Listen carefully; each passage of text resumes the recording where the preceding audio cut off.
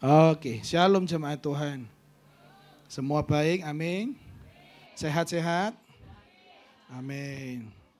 Ya, saya harap semua jemaat Tuhan baik keadaannya hari ini. Senang saya bisa kembali untuk bisa melayani firman Tuhan. Dan hari ini kita akan melanjutkan seri yang sedang kita pelajari bersama-sama, yaitu visi kerajaan Allah. Sudah berapa minggu, masih ingat? 3, betul. Dan hari ini yang ke-4. Pinter-pinter semuanya. Haleluya. Berarti mendengarkan dan mencatat dengan baik. Amin. Ya, minggu yang pertama Pastor Ari berbicara mengenai mengingat mereka yang miskin. Lalu yang kedua Pastor Ari berbicara mengenai pernikahan. Cocok. Yang ketiga mengenai dengan tanda-tanda yang menyertai, mujizat-mujizat dan seterusnya. Pastor Ari menerangkan dengan begitu baik. Hari ini saya mau fokus kepada satu hal yang baru, yaitu mengenai shine before the world. Bagaimana kita bisa bercahaya di hadapan dunia, di depan orang-orang yang belum percaya kepada Tuhan. Jemaat Tuhan, fokus daripada firman ini sesungguhnya adalah bagaimana supaya kita bisa memancarkan kasih Kristus. Bagaimana supaya kita bisa menjadi berkat di dalam kehidupan kita, khususnya ketika kita bekerja. Ini adalah sebuah firman Tuhan yang difokuskan supaya kita nggak cuma kerja ya toh. Kita semua memang harus kerja, kita perlu kerja, tetapi melalui pekerjaan kita sesungguhnya Allah bisa bekerja. Allah bisa mewartakan kerajaannya melalui apa yang kita kerjakan setiap hari. Jemaat Tuhan, inti dan visi daripada kerajaan Allah sesungguhnya adalah ketika keselamatan yang di dalam Yesus itu masuk dalam kehidupan seseorang. Dan ketika keselamatan masuk dalam kehidupan seseorang, maka ekonominya akan diubahkan oleh Tuhan. Pernikahannya akan dipulihkan oleh Tuhan. Tubuhnya akan disembuhkan oleh Tuhan. Dan tentu pekerjaannya akan menjadi alat Tuhan untuk bisa mewartakan apa yang Tuhan kehendaki. Saya percaya kita semua di sini sudah menerima keselamatan Allah itu, betul? Dan saya sudah pasti bisa menyaksikan dan Anda pun bisa bersaksi bahwa betul ketika Tuhan masuk dalam hidup saya, semuanya dipulihkan oleh Tuhan. Jadi jemaat Tuhan, hari ini kita mau fokus kepada keselamatan yang Tuhan mau berikan melalui pekerjaan kita. Teman-teman semua di sini, siapa yang sudah bekerja mulai sekitar 5 tahun terakhir? Yang baru datang mungkin, masih ada yang baru datang? Atau cuma saya yang, oke. Saya yang versi terakhir ya kayaknya, yang di atas 10 tahun coba angkat tangan. Yang sudah sampai 15 tahun coba angkat tangan. Ibu-ibu yang 15 tahun sudah beli tanah berapa hektar?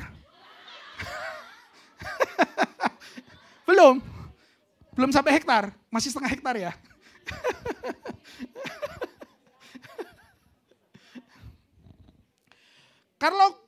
Kalau saya menanyakan begitu, sesungguhnya itu adalah pertanyaan dengan kacamata duniawi, bukan? Betul ya? Jenengan pulang, ibu-ibu teman-teman semua pulang ya toh. Pasti ditanya ya toh, bawa apa hari ini? Pulang sekarang bawa apa? Ya kan? Lalu apa rencananya dan sebagainya. Memang dunia kalau melihat konteks dalam pekerjaan mereka selalu melihat secara materi. Betul ya? Memang begitulah tujuan daripada, ya kita nggak bisa pungkiri lah. Saya nggak bilang kalau bekerja untuk duit atau uang itu salah, bukan juga. Saya juga mau mendapatkan sebuah pekerjaan lalu ya banyak uang, benefit yang baik dan sebagainya. Tidak ada yang salah di sana. Tetapi ketika Yesus masuk dalam kehidupan kita, cara kita memandang mengenai pekerjaan tidak boleh sama. Saya ulangi. Ketika Anda berkata, aku adalah murid Kristus, aku adalah pengikut Yesus, aku percaya kepada Yesus. Cara kita memandang mengenai pekerjaan gak boleh sama. Kalau dunia melihat pekerjaan supaya bisa uang, promosi, apalagi.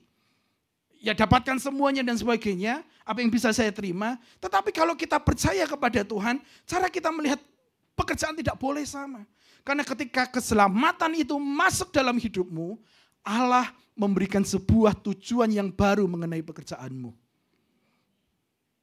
Itulah kenapa saya belum melakukan penelitian, tetapi menurut pandangan saya sekitar 5 tahun terakhir, 4 tahun terakhir, orang yang kerohaniannya dewasa di dalam Tuhan, hampir jarang mereka berpindah satu majikan kepada majikan yang lain. Mereka yang memiliki disiplin rohani, saya nggak ngomong semua, Tetapi apa yang saya bisa lihat, seringkali mereka akan setia di Hongkong ini. Mereka akan betah di Hongkong ini. Saya nggak setuju dengan, saya nggak perlu persetujuan Anda, tetapi ini yang saya lihat. Mengapa? Karena mereka bisa mengetahui tujuan Allah di dalam panggilan pekerjaannya. Karena ada juga ya toh baru datang 3 bulan nggak betah pindah, 5 bulan break dan sebagainya. Jadi saya menuliskan seperti ini, keselamatan akan memberikan kita sebuah tujuan baru melalui pekerjaan kita.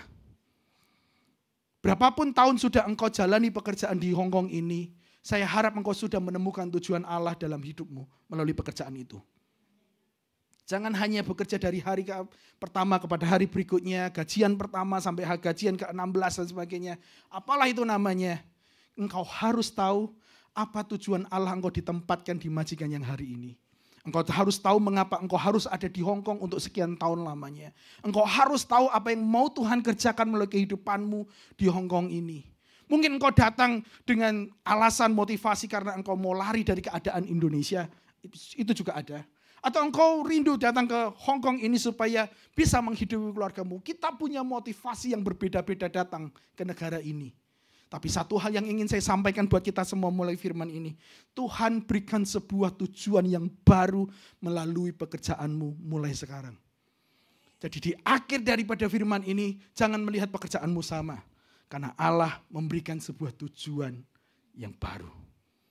Setuju dengan saya? Kita buka bersama-sama, kita baca di Matius 5 ayat 13 sampai 16. Ini adalah tujuan baru yang mau Allah berikan buat kita semua melalui pekerjaan kita. Sudah tahu ayatnya? Sudah bisa baca bersama-sama? Hanya 4 ayat saja, enggak banyak. 1, 2, 3.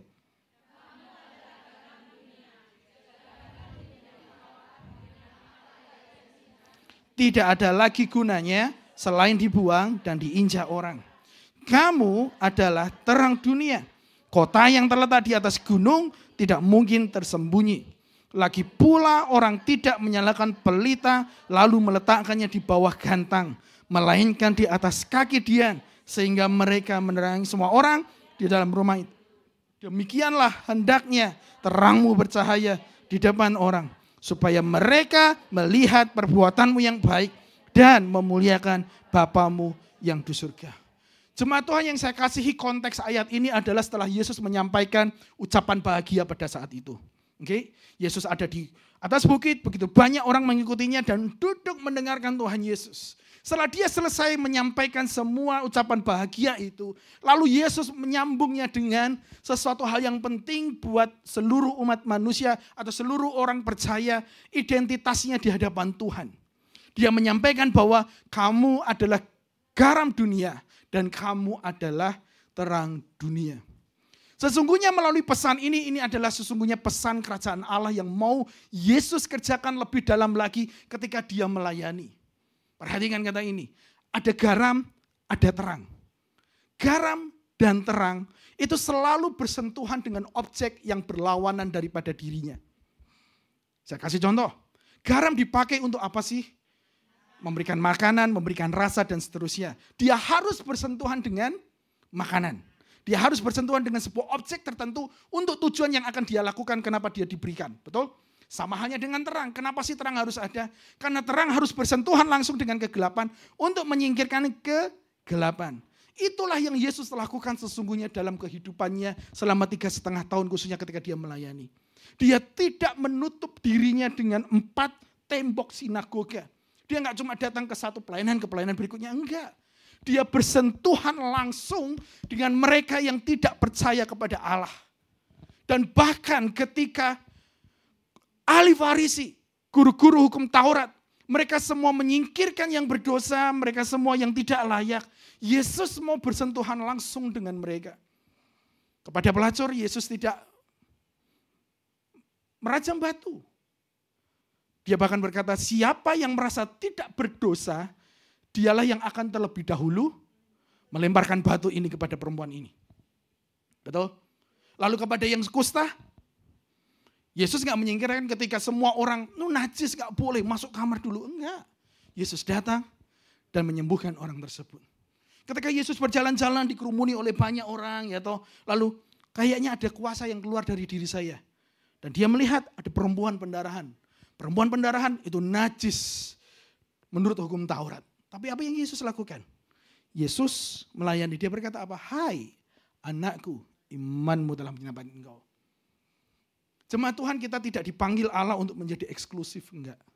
Kita harus bisa berani bersentuhan dengan mereka yang mungkin tertolak, dengan mereka yang belum percaya kepada Tuhan, dengan mereka yang sakit, dengan mereka yang selalu menyakiti orang, dengan mereka yang selalu membawa masalah dan seterusnya. Kita mesti kontak langsung dengan mereka, karena kita adalah garam dan terang dunia, khususnya melalui pekerjaanmu. Jangan hanya cuman untuk supaya cuan. FB Pro ya atau highlight dan sebagainya.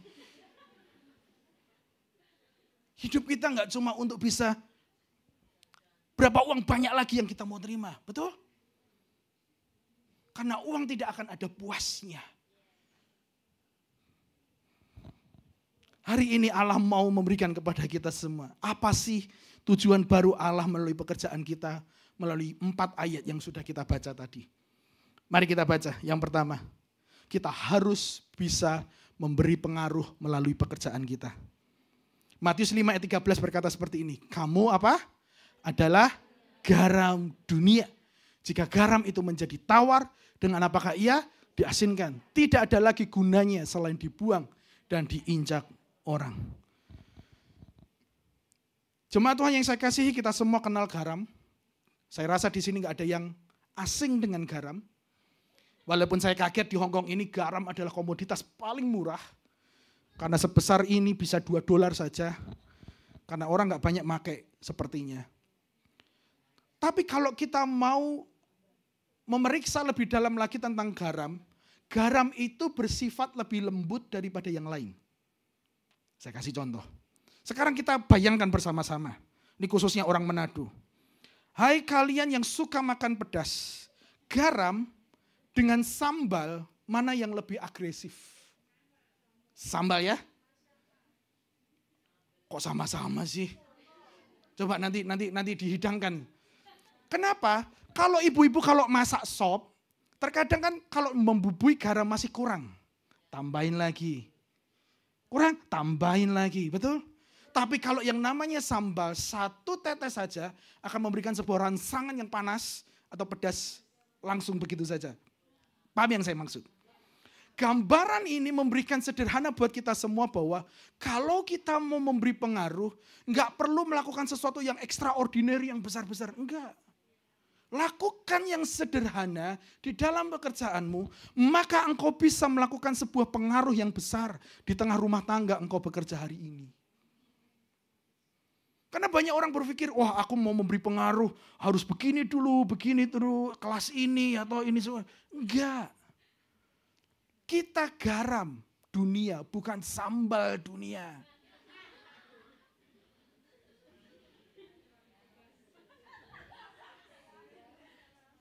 Kita garam dunia, bukan jeruk dunia yang selalu kecut hatinya, bukan.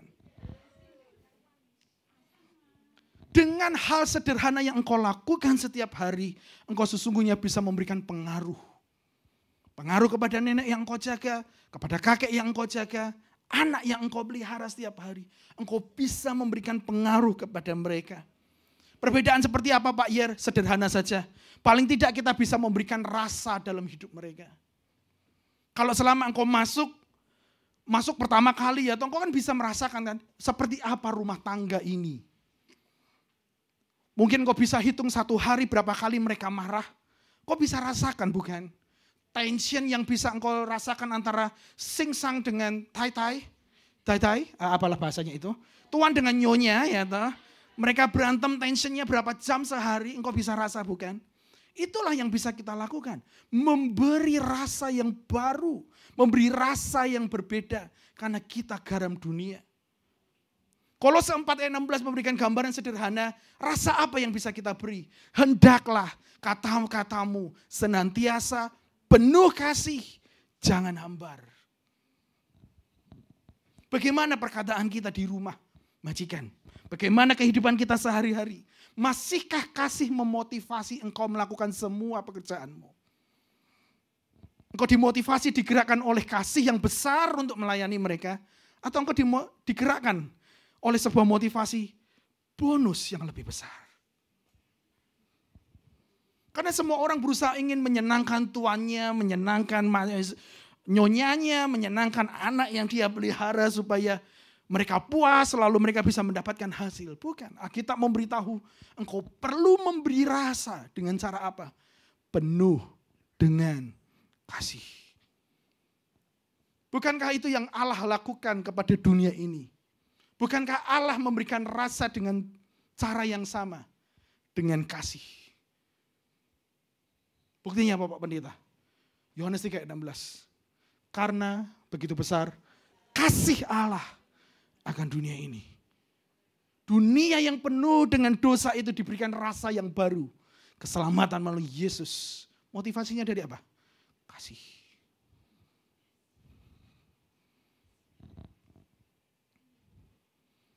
Masihkah engkau mengasihi dari hatimu yang tulus? Selain perbedaan dengan memberi rasa, memberikan sebuah pemurnian yang baru. Garam itu memurnikan. Pasti Anda setuju dengan saya bahwa hari ini dunia semakin jahat. Betul ya? Kejahatan yang kita lihat di sosial media itu mungkin sebuah kejahatan yang tidak pernah kita pikirkan 10 tahun, 20 tahun yang lalu. Hari ini saya datang ke gereja, buka satu media, ada 3 mayat mengapung di atas sungai yang belum ketahuan apa itu penyebabnya. Sebulan yang lalu ada seorang anak segerombolan bermain sampai membunuh temannya sendiri perempuan. Dan ketika mau apa itu istilahnya, mau dicek semua itu, ternyata anak itu ikut bermain dan ngecek apa yang sedang terjadi. Seolah-olah tidak ada yang salah di dalam perbuatannya. Itulah tugas kita. Ketika dunia semakin jahat, kita mesti memurnikan supaya itu menjadi baik kembali. Begitu banyak dosa yang bisa kita lihat di Hongkong ini dinormalisasikan. Betul ya? Orang bisa kumpul dalam satu rumah, tinggal satu rumah, belum menikah. Dan mereka menormalisasikannya. Pertanyaannya, kalau itu bagian daripada pekerjaanmu, apa yang engkau rasakan? Engkau kasihan apa?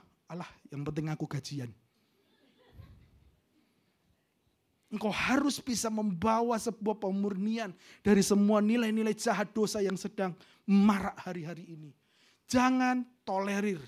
Tapi juga jangan ngomong, sing-sang itu dosa, jangan. Nanti kau ngangkat koper malam-malam.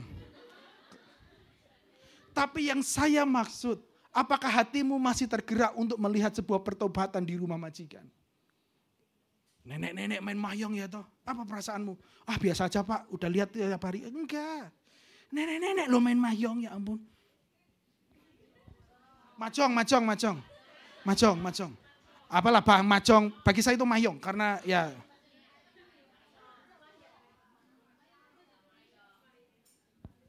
Nenek-nenek lo bayangkan loh. Kalau masih muda oke lah ya karena mereka memang suka judi ya kan. Ini nenek-nenek loh. Mengisi waktu luangnya, mengantri untuk masuk kepada kerajaan kehidupan berikutnya itu dengan main macong. Bayangkan.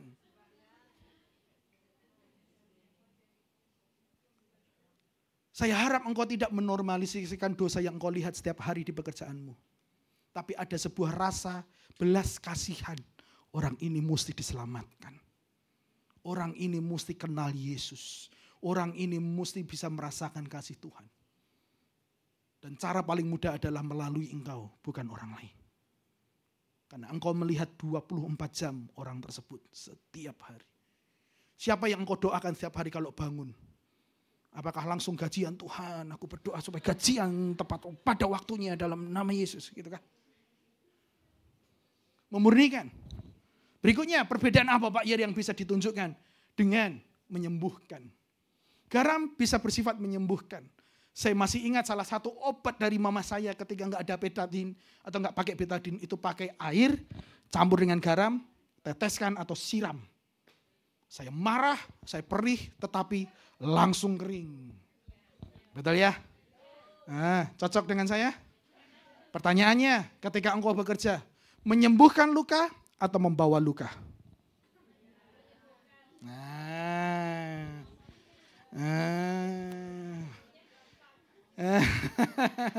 Ketika engkau bekerja, engkau meninggalkan luka atau menyembuhkan luka? Ketika kontrak nggak lanjut, engkau meninggalkan sebuah cerita yang manis atau luka yang begitu dalam? Karena terkadang kita nggak rasa ya toh, kita hanya selalu berlindung kepada ini hak saya, kita berlindung bahwa ini bagian saya, kita selalu berlindung dalam membenarkan diri ya toh. Tetapi kita lupa bahwa kita sudah meninggalkan sebuah luka. Cuma Tuhan yang saya kasihi, kita harus membawa sebuah pengaruh yang baik di tempat kerja kita. Saya kasih satu contoh. Tokoh Alkitab yang telah memberikan sebuah pengaruh yang baik di dalam pekerjaannya. Dan settingnya itu mirip sama kita semua di sini. Termasuk saya. Kita baca sama-sama ya. Pada tahun yang ketiga dalam pemerintahan Yoyakim, Raja Yuda, datanglah Nebukadnezar Raja Babel ke Yerusalem lalu mengepung kota itu. Jadi kerajaan Yehuda dikepung sama satu kerajaan yang namanya kerajaan Babel. Lalu Tuhan menyerahkan Yoyakim Raja Yehuda itu ke dalam tangannya beserta sebagian dari perkakas bait Allah. Berarti apa? Peperangan itu dimenangkan oleh Babel. Yehuda kalah. Lalu dirampaslah semua perkakas itu, dimasukkan ke dalam tempat perbendaharaan dewanya. Berarti dicarah, dibawa ke Babel. Sudah? Lanjut. Kemudian raja, ayat 3 Mbak, kemudian raja menyuruh Aspenas, kepala pegawai istananya untuk membawa menghadap beberapa orang Bani Israel, yakni orang-orang dari keturunan raja serta para bangsawan. Raja Nebukadnezar nyuruh salah satu menterinya, hai Aspenas, jangan cuma menjarah semua perkakas mereka, tapi bawa orang terbaik dari Israel. Bawa yang terbaik supaya mereka bisa datang ke tempat kita. Ayat yang keempat. Mereka adalah orang-orang muda yang sama sekali tidak ada cacatnya. Bagus perawakannya, memahami segala hikmat, berpengetahuan luas, mengerti ilmu, dan yang cakap untuk mengabdi ke dalam istana raja. Mereka harus diajari tulisan dan bahasa orang Kasdim. Persyaratannya dibuat. Ini orang-orang yang boleh. Tadi apa? Bagus perawakannya, hikmatnya, dan sebagainya. Lalu dimasukkan ke dalam satu tempat untuk bisa belajar bahasa orang Kasdim. Cocok ora? Kayak orang kita semua kayaknya ya toh. Kita masuk dalam sebuah persyaratan tertentu. Sudah? Masuk. Kasih aplikasinya. Sudah? Diterima. Lalu, sana masuk PT. Belajar bahasa. Laras mboten? Orang Jawa. Sudah? Lalu raja menentukan bagi jatah setiap hari dari santapan dan dari anggur yang diminumnya. Lalu raja memberitahu, ini yang kamu boleh makan, ini yang gak boleh kamu makan. Ini yang boleh kamu minum, ini yang gak boleh kamu minum. Ini yang boleh kamu sentuh, ini yang gak boleh kamu sentuh. Sama gak? Kayak hari pertama kalian masuk kepada rumah majikan. Sampo ini punyanya Popo, ini samponya punyamu. Benar gak? Sama ya toh? Kemudian, mereka harus dididik selama 3 tahun. Dan setelah itu mereka harus mengabdi kepada raja. Dimasukkan kepada agen kalau umpamanya nggak pinter-pinter ya kan. 3 tahun belajar, potongan 7 bulan, berapa bulan kalian potongan? Nah kira-kira ini 3 tahun potongannya. Ada ya? Panjang ya toh. Nah di antara mereka ada beberapa orang Bani Yehuda yaitu ada Daniel, Hanaya, Misael, dan Azaria. Kita berhenti dulu di sini. Konteksnya sama dengan kita. Dibawa dari sebuah tanah aslinya di Yerusalem, dibawa ke Babel. Daniel dipanggil, dibawa untuk bekerja. Bukan untuk loihang, bukan. Bukan untuk hari libur, bukan. Tapi untuk bekerja pada awalnya. Dan di sanalah kita bisa melihat berikutnya bagaimana Daniel hidup benar di tengah bangsa yang tidak percaya kepada Allah. Ayat 7, lanjut. Pemimpin pegawai istana memberi nama baru. Diganti semua namanya ya toh. Daniel diberi nama Belsasar, lalu ada Sadrak, Mesak, dan Abednego. Kita semua tahu itu. Ayat 8. Daniel membulatkan hati untuk tidak menajiskan diri dengan santapan raja atau dengan anggur yang diminum raja. Daniel membuat sebuah komitmen di dalam pekerjaannya, di mana dia nggak mau makan santapan raja, karena Daniel merasa bahwa itu najis. Pada saat itu santapan raja sudah dipersembahkan dahulu, baru bisa dimakan semua bareng-bareng. Daniel, meski dia sudah merantau, meski dia berada di tempat orang-orang yang tidak percaya kepada Tuhan, Daniel memberikan sebuah pengaruh di mana dia mau memurnikan yang buruk itu dengan kebenaran Allah. Semua firman yang pernah dia dengar, semua pemuritan yang pernah dia ajarkan, sama sekali tidak dia hapuskan. Justru dia pegang baik-baik di tempat pekerjaannya, di mana banyak orang tidak percaya kepada Allah Yahweh itu. Daniel tetap hidup di dalam kebenaran Allah. Dia tidak menajiskan diri dengan santapan raja atau dengan anggur yang diminum raja. Sebab itu ia meminta kepada pemimpin pegawai istana supaya diizinkan untuk tidak menajiskan diri. Ayat 9, Allah membuat Daniel mendapat kasih dan sayang dan pemimpin pegawai istana itu. Lalu okelah, boleh, silahkan, biarin. Saya potong ceritanya. Lalu kedapatanlah mereka lebih segar daripada semua yang lain. Ini yang menarik.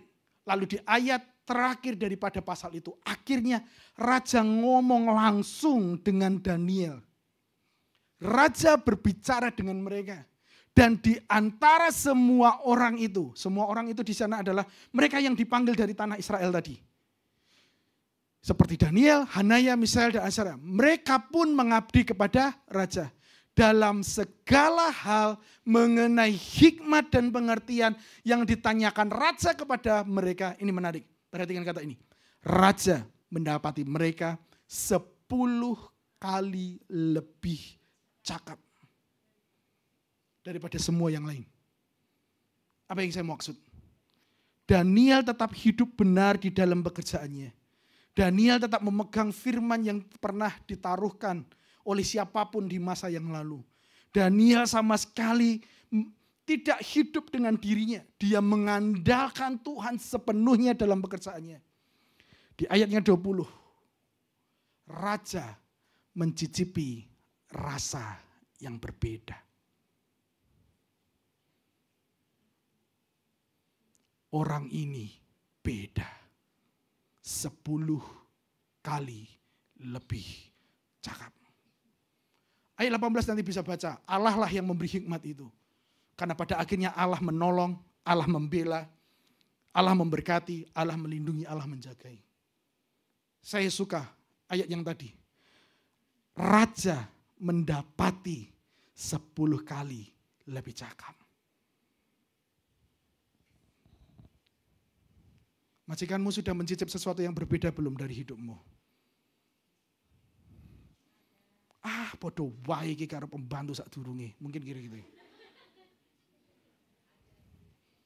Atau C, engkau berbeda.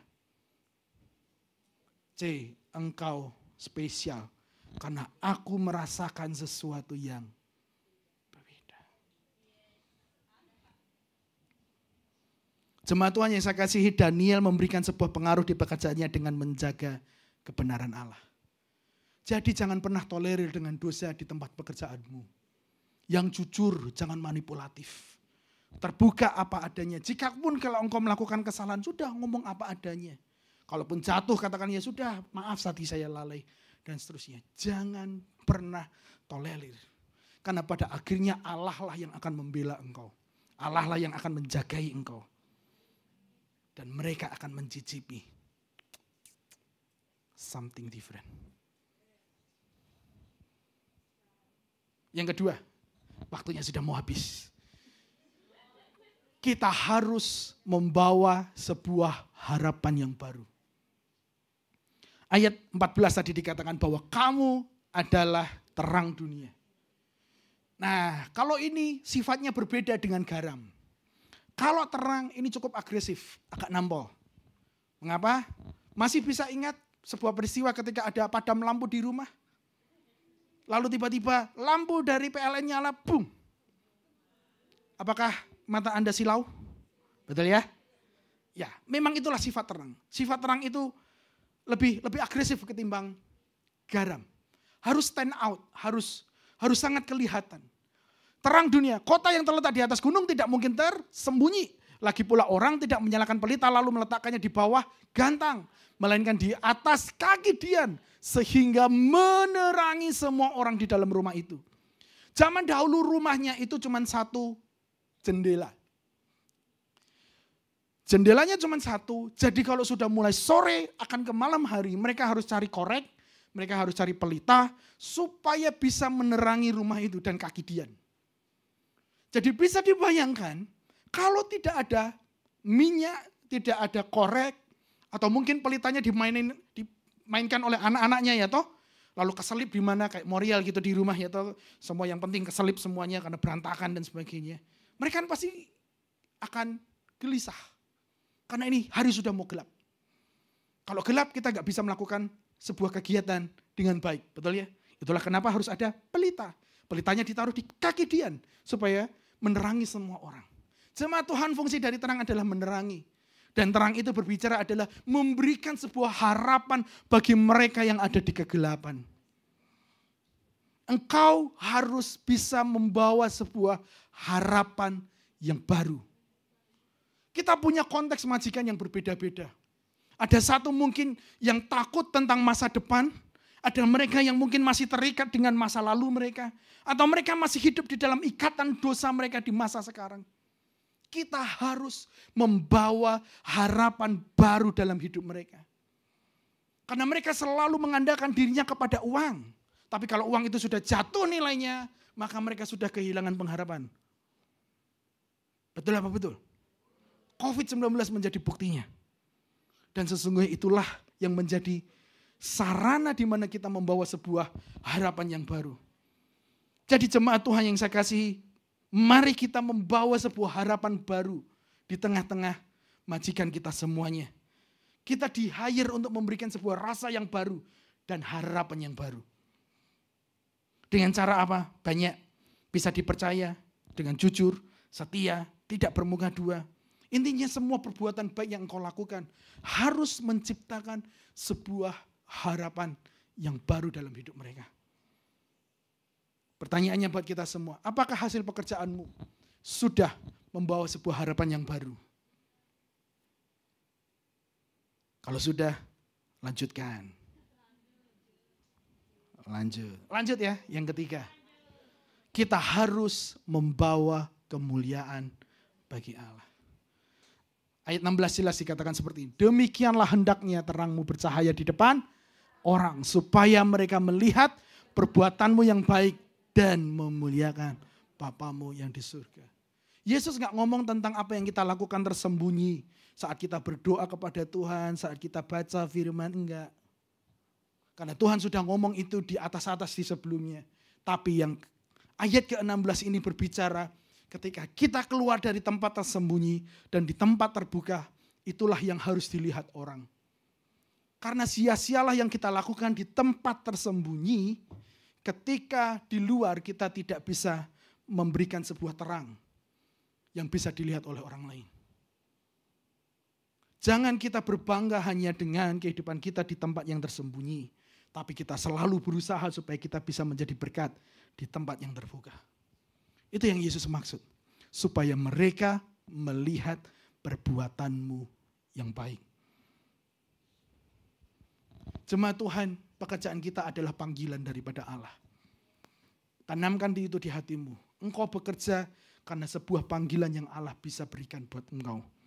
Kita perlu melakukan panggilan itu untuk bisa memuliakan Allah. Kita harus melakukan pekerjaan itu untuk bisa membawa kemuliaan Allah. Daniel pasal yang ke-3 ayat 16-18. Tadi saya sudah berbicara mengenai Sadrak, Mesak, Daniel. Sekarang ini berbicara mengenai Sadrak, Mesak, dan Abednego. Teman-temannya yang lain yang bertiga. Masih ingat di pasal yang ketiga, Raja Nebukadnezar bikin sebuah patung yang gede banget. Wah gede, boom. Sudah, dipanggillah semua untuk bisa menyembah patung tersebut. Tapi apa yang dilakukan oleh Sadrak, Mesak, dan Abednego? Mereka tidak mau menyembah. Ketika trompet itu dinyalakan, tuet, mereka akan tetap berdiri. Padahal yang lain sudah menyembah. Sudah? Lalu ya biasalah kayak orang kita ya. Suka wadul-wadul ya kan. Dilaporkan ke rajanya. 3 orang ini gak menyembah ya toh dan sebagainya. Lalu mereka diancam untuk bisa dimasukkan ke dapur perapian. Oke? Lalu dikasih lagi kesempatan sekarang. Engkau harus menyembah, aku harus lihat engkau menyembah. Mereka tetap berdiri. Lalu dikatakan seperti ini, menarik. Tidak ada gunanya kami memberi jawab kepada Tuanku dalam hal ini. Oke? Tapi tolong jangan dipakai ayat ini ngomong sama majikanmu. Singsang, tidak ada gunanya saya memberi jawab kepadamu mengenai hal ini. Waduh, jangan. Jangan ya. Ya, berhikmat sedikit. Oh, jangan ngomong gitu. Bobo, saya nggak mau memberi jawab, nggak mau berdebat sama kamu hari ini. Oh, jangan gitu. Bukan itu konteksnya. Tapi saya suka yang nomor 17 ini. Jika Allah kami yang kami puja sanggup melepaskan kami, maka ia akan melepaskan kami dalam perapian yang menyala-nyala itu. Dan dari dalam tanganmu ya Raja. Tetapi seandainya tidak, hendaklah Tuanku mengetahui ya Raja bahwa kami tidak akan memuja dewa Tuanku. Dan tidak akan menyembah patung emas yang Tuanku dirikan itu. Sudah, pada akhirnya dimasukkan ke dalam dapur perapian. Dipanaskan 7 kali. 7 kali lebih panas daripada biasanya. Lalu heran rajanya. Wih, keluarlah. Bau bakar pun tidak mengenai kehidupannya. Tapi ini yang menarik. Lanjut Mbak, slide berikutnya Mbak. Berkatalah Nebukadnezar, terpujilah Allahnya Sadrak, Mesak, dan Abednego. Sudah, nggak usah dibaca ayat berikutnya. Bagian kuning itu saja. Apa yang dilakukan oleh Sadrak, Mesak, dan Abednego ini, di mana dia mau tetap hidup dalam kebenaran Allah, di tengah bangsa yang tidak percaya dan melalui pekerjaannya, akhirnya Nebukadnezar bisa melihat bahwa ada sesuatu yang berbeda dari Allahnya. Maka dia berkata apa? Terpujilah Allahnya mereka bertiga ini. Jemaat Tuhan yang saya kasih, senang tidak senang, suka nggak suka, mau nggak mau, engkau pasti akan diperhatikan oleh majikanmu. Dan ketika engkau melakukan hal yang baik, Tuhanlah yang dipermuliakan. Tapi kalau enggak, ya elah. Tiap hari Minggu izin ke gereja, kelakuannya bodoh. Terpujilah Allahnya. Siapa kira-kira mau dipakai? Eliana. Karena dia telah berbuat baik di dalam rumah tangga.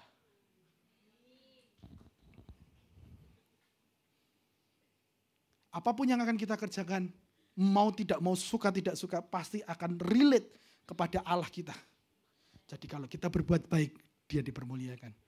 Izinkan saya tutup dengan cerita ini. Silakan tim musik maju, tim musik saja. Dancer istirahat dulu ya toh, tadi kan ngos-ngosan nyari terus kan. Nggak apa-apa, agak keringatan kan, saya tahu sekali. Ada gambar muka, ya betul. Jemaat Tuhan, kami keluarga Caiwan baru saja berduka 1 bulan yang lalu kalau tidak salah. Betul, 1 September, masih dalam bulan ini berarti.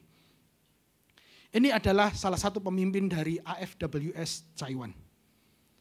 Dia adalah pemimpin dari jemaat Filipina yang baru saja meninggal dunia karena, kalau tidak salah karena hipertensi.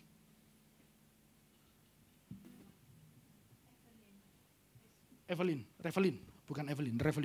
Ini fotonya yang sebelah kiri, pelayanan terakhirnya sebelum dia benar-benar dipanggil Tuhan. Usianya masih muda, nggak sampai 50. Yang mau saya ceritakan adalah sebelum dia meninggal, dalam 1 minggu terakhir itu, dia sudah sakit-sakitan. Dia ternyata sudah pass out, pingsan, lalu bisa bangun sendiri beberapa kali. Tapi dalam 1 hari akhirnya dia pingsan. Dan dia pingsan dari jam 5, lalu kedapatanlah oleh majikannya datang dari makan malam di luar dan dia pulang. Dan ternyata setelah dilihat CCTV sudah 4 jam, 5 jam dia pingsan. Dibawa ke rumah sakit, lalu 2-3 hari tidak tertolong, meninggal dunia. Ya, pelajaran pertama, kalau ada yang sakit, kalau ada sesuatu, jangan dirasakan sendiri, berbagi. Jangan sampai Anda mengalami hal seperti itu kalau bisa. Karena itu sebuah penyesalan yang besar bagi majikannya sampai sekarang. Bu yang ngomong gitu loh, supaya nggak perlu makan di luar atau makan di rumah, kita bisa tindakan dan sebagainya. Yang mau saya ceritakan adalah ketika ibadah penghiburan terjadi. Semua orang datang dengan sedih, semua jemaat, ya biasalah ya toh. Jemaat kan teman kan, selalu minggu ketemu dan sebagainya. Tapi yang menarik dari pemimpin gereja pada saat itu, Pastor Mokwan, ada 2 keluarga yang datang. Satu keluarga itu adalah majikannya yang sekarang, yang baru saja dia tinggalkan. Lalu majikan yang sebelumnya. 2 keluarga ini datang. Dan memberikan sebuah testimoni bahwa mereka benar-benar kehilangan oleh orang ini. Dan akhirnya segala sesuatu yang telah mereka melihat dan perhatikan mengenai kehidupan Revelin, mereka akhirnya bisa melihat bahwa memang benar orang-orang ini takut kepada Tuhan. Dan mereka bisa mencicipi sesuatu yang berbeda dari hasil pekerjaannya setiap hari. Pernah Anda mendengar cerita ini? Hampir jarang. Hampir jarang majikan yang lama ditinggalkan itu bisa menangis begitunya ya toh. Hampir jarang. Ada. Tapi hampir semua enggak. Hanya orang-orang tertentu saja yang memang benar-benar bisa mengalami kehilangan, dia akan benar-benar kehilangan. Apa yang mau saya katakan adalah beliau meninggalkan sebuah legasi bahwa Allah dipermuliakan melalui pekerjaannya karena majikan 2 ini diberkati oleh kehadirannya. Mereka sungguh kehilangan dengan sepeninggalnya Revelin pada saat itu. Jemaat Tuhan yang saya kasihi, engkau tidak akan selama-lamanya di Hongkong ini. Entah cara apapun engkau pulang, pastikan bahwa engkau meninggalkan sesuatu yang berbeda karena Tuhan bekerja melalui engkau di pekerjaanmu. Jangan hanya bekerja untuk dirimu, tapi bekerjalah juga untuk majikanmu yang memang Tuhan mau tolong melalui engkau. Caranya mudah, andalkan Tuhan. Sadrak, Mesak, dan Abednego, dari kalimat yang saya baca dengan cepat tadi, intinya sederhana. Kalaupun Tuhan gak menolong, aku tetap gak akan menyembah patung itu. Dia mengandalkan Tuhan penuh. Setiap hari engkau bekerja mengandalkan kekuatanmu sendiri yang sudah mulai merosot itu. Atau engkau tetap mengandalkan Tuhan setiap hari. Saya tahu bekerja itu capek. Saya tahu bekerja itu lelah. Saya tahu beban pundakmu gak mudah. Itulah kenapa hari ini Tuhan memberikan sebuah tujuan yang baru. Jangan bekerja tentang engkau, tetapi bekerjalah bersamaku, kata Tuhan. Saya tahu engkau tidak ada orang yang peduli mungkin dalam hidupmu. Enggak ngerti tetesan keringat yang muncul. Enggak ngerti menahan lapar karena mengirim semua yang engkau punya. Mungkin orang enggak peduli. Itulah kenapa hari ini Tuhan ngomong kepada seluruh jemaat. Jangan bekerja dengan kekuatanmu sendiri. Bekerjalah bersamaku. Karena aku berikan tujuan yang baru buat musimmu hari ini.